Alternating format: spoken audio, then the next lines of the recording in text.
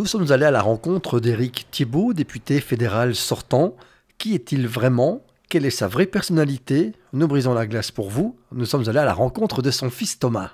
Mais il est gentil, il travaille beaucoup, il est beau, il a tout, il a plein de choses. On dit souvent que la vérité sort de la bouche des enfants. Chez les Thibault, on peut dire que le regard du père sur le fils et vice-versa sont plus qu'importants. Vous confirmez? Mon père était un grand passionné de politique, avec des amis qui ont fait tous de la politique, et c'était le seul qui n'en avait pas fait. Et évidemment, quand j'étais adolescent, on me parlait beaucoup de politique. Et donc chez nous, on était plusieurs enfants, et chaque dimanche, par exemple, tout le monde regardait le débat dominical politique qui existe encore aujourd'hui sur les chaînes belges. Papa était vraiment un passionné de la politique française.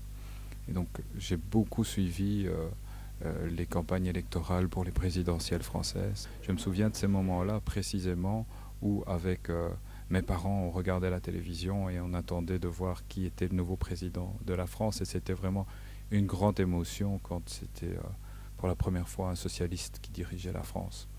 Et puis j'avais une certaine culture politique évidemment, de par l'éducation de mon papa, mais je n'étais pas du tout destiné à faire de la politique au départ. Et plus précisément, quel était votre parcours professionnel?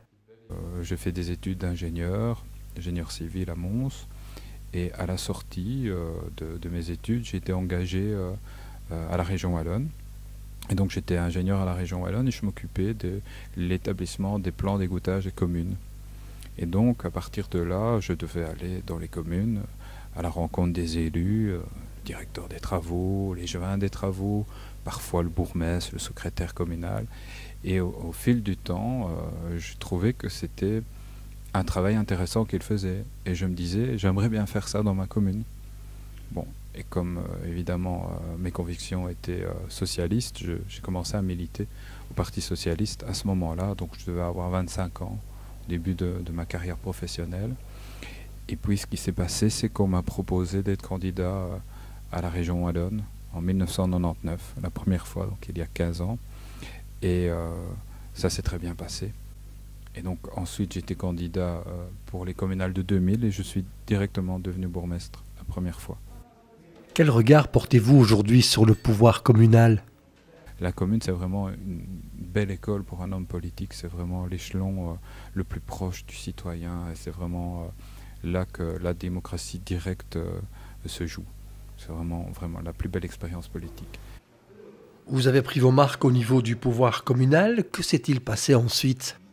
En 2007, pour les législatives, on m'a demandé d'être candidat pour venir soutenir la liste 17e à la Chambre, 17e sur 19. Et ce fait que j'ai fait un nombre de voix de préférence qui m'a permis d'être dans les 7 effectifs élus à l'époque, ce qui m'a permis d'être élu député pour la première fois.